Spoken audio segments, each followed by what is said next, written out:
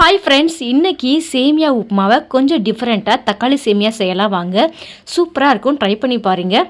First ஒரு கடாயில் 2 cup சேமியாவை இந்த அளவுக்கு நல்லா வறுத்தெடுத்து வச்சுக்கிறேன்.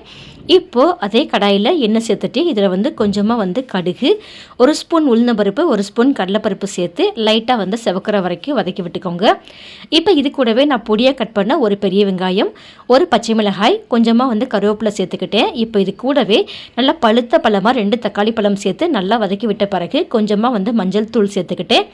இப்போ 1 கப்பு சேமியாவுக்கு நான் கரெக்டாக 1 கப்பு தண்ணி சேர்த்துருக்கேன். கொஞ்சம் கூட ஒரு 1/4 கப்பு தண்ணி சேர்த்துக்கிட்டேன்.